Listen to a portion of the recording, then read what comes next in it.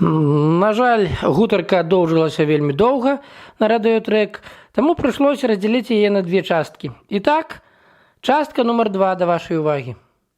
Проблема не тільки це роботи немає, через то люди їдуть не тільки за кордон, а просто до великих міст переїжджають. Це ж логічно. Не, это логично, но тут є ще один момент. Знову ж та сама децентралізація. У вас тое, що зароблено на місці, ділиться, як я читав, 60/40 і 60% остається на місці. Можливо, ми навіть не знаємо. Можливо, ви знаєте лучше, я не знаю. Мені здається, що там багато чого такого, що ще не розбереш. Треба ще подивитися. Ні, я розумію. Вона ще не закінчена, це децентралізація, ще її треба закінчити. Ні, само собою. Будемо дивитися, що воно дасть. А у нас вона ще не розпочата. Але я так розумію, що якщо взяти от людей, які от проти Лукашенка, то їх не подобається в Білорусі дві речі. Перше, що мало такого білоруського духу в самій країні, і що типа Лукашенко, типа диктатор, так? Ні, не зовсім ви праві. А скажіть. От якраз таки это більшість людей недостатково. Білоруський дух вимушений з жалем признати більшій частки населення без розниці, у принципі. А от скажіть, люди себе відчувають білорусами? А от як не дивно, доволі велика кількість відчуває, але куча народу не відчуває. Бо дивіться, в Ірландії немає ірландської мови. Ну, якби люди говорять англійською, але відчувають себе ірландцями. В Шотландії теж більшість говорить англійською, але відчувають себе шотландцями. У вас люди говорять російською, може, але, можливо, вони при цьому відчувають себе білорусами. Правильно, вони себе відчувають білорусами, яким варто уйти в склад Росії. Вони хочуть. Ведаеце, коли я проводив опытанку, мне было цікаво. Реально, амаль ніхто не хоче. Но і відв'язуватися від Росії так само ніхто не хоче, тому що вбито в голову людям, що без Росії вони пропадуть. Просто-напросто. Плюс до того, що ви кажете, білоруський дух. Який білоруський дух, коли у нас весь час російський телевізор вещає. У мене був один раз... Може, є білоруський телевізор? Ён беларускі толькі ў выглядзе аддзельных перадач і толькі один канал больш-менш сапраўды беларускі. Все астатняе робіцца з большай частку контента расійскага. Ну, але погодьтеся, що батько ваш, Лукашенко, деколи дозволяє собі проти Росії говорити якісь такі речі. Ви ведаєте, а я мабуть, що-то не ведаю. У мене батько був Ніколай Петрович. Про якого ви батько? Коли ми говоримо про батька, як батька, да? Так я зрозумів. Якби це саме. Так от я вам почекайте, це важний момент. Переб'ю, пробачте. Я не ведаю, чому у вас і скільки чую росіяни називають його батьком. І перший раз, до речі, я почув неколи з російського боку. Тобто, походу, ви копіруєте росіян, називають батьком. У нас ні один чоловік його не називає батьком. А як називають? Я не скажу, бо штраф від 100 до 500 баксів. А до речі, я чув, що якщо в Фейсбуці щось там написати, то може бути штраф, оце, що ви кажете, від 100 до 500 баксів. Що таке треба написати в Фейсбуці, щоб був такий штраф? Да дофіга чого. Наприклад, просто снятися з нашим стягом. Ви ж ведаєте, що у нас був, поки не прийшов до влади Лукашенка, другий стяг? Ми знаємо, так. Во. Коли з цими символами сняться... Фотографію зробити? Да. І що буде? Є огромний шанс, що нарвешся на цей штраф. Це один момент. Є куча, у нас є закон о екстремістських матеріалах, куди записані тисячі разностайних, да там чого тільки нема. Книги, часописи, відеоролики, слови. Ведаєте приказку ваших футбольних фанатів, як вони буває на... Так, ми знаємо. Хто не скаче, той... Москаль. То у вас не можна слово москаль говорити? Ні, одразу ж вляпайся. Бачиш? Одразу. Бачиш, яке. Але мене більш цікавить Польща. Якби у вас вийшла така перспектива в Бресті і в Брестській області, що, наприклад, Лукашенко пішов від влади в Білорусі, настав хаос, і поляки кажуть, а приєднуйтесь до нас. А ви думаєте, Брестська область захотілося приєднатися до Росії чи до Польщі? Це вельми тяжке питання. У нас все не так просто в плані того, хто до кого хоче приєднатися. Самая русификована, одна з самих русифікованих областей, як не дивно, це Брестська. Брест – это зусим. А я вот несколько месяцев назад ездил в Пинск, и я элементарно зашел, такая крама, сетковая крама харчовая, Евроопт у нас есть. Великая, там, на несколько сотен метров квадратных. И я просто элементарно попросил, там, в пункт, где продают каву, дайте мне кубочек кавы. На меня глядели, перевернувши... Не знали, що таке кубочок. Не видали і кубочек, і кава. Мені подобається, як ви кажете, літерально. Літерально це білоруське слово літерально? Літерально, то, наскільки я ведаю. Бо як по-англійськи literally, таке якби... якби. А скажіть, чому якісь так багато людей не знає білоруської мови? Чому ви знаєте, До речі, в вони школі ні? викладають білоруською чи Так. ні? У школі викладають білоруську, але викладають 2-3 уроки на тиждень. Все остатнє, не тільки русська мова, а всі остатні предмети на русській мові. Зрозуміло. Немає підручників білоруською мовою. Не тільки немає подручників. Немає вчителів, які могли викладати білоруською мовою. Фізику, наприклад.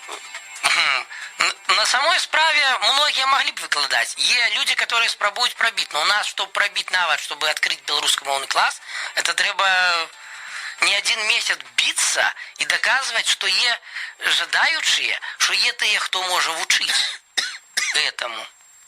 Это один из моментов. Далее у нас же законы. Вы видите, сколько отсотков законов из всей огульной массы принято на белорусской мове? Не знаю. 2. У нас белорусская мова, хотя записано по законе, что она Державна. одна з 2 державних, но фактично в справоводстві вона поза законом. Я думаю, що Лукашенко боїться цього всього. Він розуміє, що воно може привести, якщо і почати відроджувати, що воно може привести до того, що у нас, фактично до Майдану. А якщо Майдан, то не то, що він втратить посаду, просто Білорусь розвалиться. Беларусь не развалится уже хотя бы потому, что я, наприклад, Пінск, такий городок, куди я їздив шмат, у мене було там шмат особистих цікавосток, і зараз є. Так ось, вони русифіковані страшно, но коли з ними починаєш говорити, вони чітко, куча народу мені так казали в очі, говорять одну простую штуку. Ми не білоруси, ми полішуки. Ми громадяни Білорусі, ми не хочемо нікуди. А Поліщуки – це вони українці, значить. Бо ви знаєте, колись в цьому самому північних районах в 30-х роках відаю, да. люди говорили українською мовою, і до них приходить людина і говорить батюшка, і починає говорити українською мовою. І люди кажуть, дивись, по-нашому говорить. Вони навіть не знали, що їхня мова називається українська. А у нас Вони собі просто, вони усвідомлення етнічне дуже слабе в цих поліщуцьких, таких поліщуків. А у нас пропихивается идея многими людьми, фанатами, что є отдельно полішуцька мова. Що вона щось середнє поміж білоруською і українською. Це типу як русини ваші. Что-то так. Дзимич, блогер у нас в гостях. Ми говоримо про різні речі. Оля, не маєш запитання? Про освіту ми нібито поговорили. А що б ви запитали нас? От у вас є щось таке, що вас цікавить, Дзимичу, що ви не можете знайти собі відповідь на якесь запитання і ніхто вам не хоче, боїться сказати, бо ми тут з Олею то нічого не будемо. Боїться? Я не знаю. Або не може. Ні. Відповісти вам, пояснити. Вот чего. А того, щоб у вас боялись или не могли, такого нема. Я, наприклад, коли їду, я завсёды знаходжу собі розмовців, з ким погутарити. Я не езжу тихо, абсолютно. Ясно, ви такий шоумен, то ясно, що ж ви маєте тихо їздити. Я вчора запнувся, мабуть, хвилини на 2, їдучи, поки я їхав по вашій території. Я переговорив з людьми і про систему децентралізації. Мені, наприклад, питають... А про охорону здоров'я ви з кимось говорили про ту реформу, яка відбувається? До речі, медицина є безплатна, а у нас нема. Наскільки я слухав інтерв'ю одної вашої відомої блогерки з вашою міністеркою Аховою здоров'я Супрун, у вас зараз іде доволі цікава реформа. Це цікаво, але у вас безплатна медицина. У вас людина попадає в лікарню і не повинна доставати гроші з кишені. А хто вам сказав? Багато захворювань їдуть лікувати в Білорусі. Ви ведаете, тут я не открою такої вже секретної інформації, що навіть держава не признає. У нас зараз прокатилась целая плынь коррупційних справ над лекарями. Їх посадили десятки. Ну так що? Так що там, от ви, наприклад, коли останній раз були в лікарні, скільки ви заплатили? Я в лікарню, на щастя, хожу редко, хоча маю хронічну хворобу. Но навчився всі так обходитися, що приходиться максимум Ні, добре, раз за 3 що роки. ви знали або чули? Скільки хто заплатив? Ви ж чули, що вам хтось ж говорив щось? Эту інформацію вам не скажу, но всякий Бо випадок, ми щоб що мене знаємо, не бо ми вчили що не знаємо, що винуватили. люди навіть з Рівного їздять в Білорусь, щоб отримати лікування там. Бо воно там набагато дешевше виходить, тобто навіть при тому, що їм щось Перше- треба платити, бо вони не білоруси. Перший раз чую. Дуже багато Реально перший онкохворих раз. їздять лікуватися в Білорусь, особливо там, здається, це через нюанси, онкохворі їздять через нюанси в законодавстві. На трансплантацію вони їздять.